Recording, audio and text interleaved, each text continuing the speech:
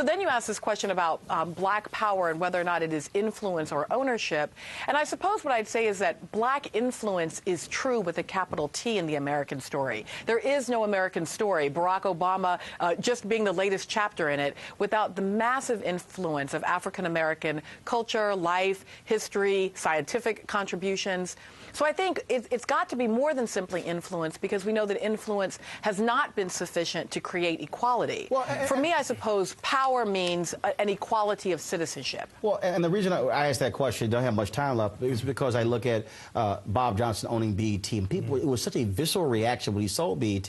But I explained to people, look how he was able to take the money earned from the selling of BET to be able to buy hotels and buy banks and buy NBA franchise. He did what other capitalists do. Right. That is, build something up, sell it for a much larger amount, leverage it, and then be able to acquire other things as well. And so that's why the whole notion of owning, in terms of how people actually view things. Well, see, that's what Professor Harris-Lacewell was saying earlier, though, the distinction between owning that stuff and what you're going to do with it. And I think that the argument, there's no doubt that there's an enormous pride in Bob Johnson for what he did. And the brilliant analogy you made about him taking that stuff, getting the proceeds, and doing more stuff with it. The question is, who does it help?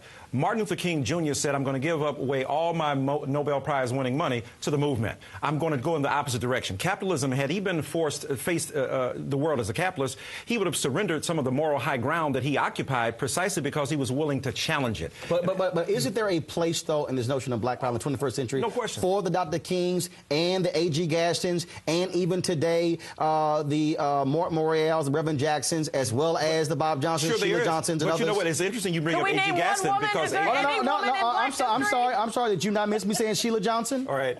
No. I said Sheila Johnson. But A.G. Gaston, I was very clear. When you bring up A.G. Gaston, one of the things Martin Luther King Jr. had to fight against was not simply white resistance from the outside. He had to fight conservative Negroes from within who, because of their being tethered to a business ethic that said maximization of profit was and the bottom line was the thing, they didn't deal with the fact of revolution or at least freedom for black people. So I'm not suggesting they can't be either or both and, but you got to look at the tension between the two. All right. Well, certainly a provocative segment. Dr. Dyson, Dr. Lacewell, we certainly appreciate it. Thank you so very much.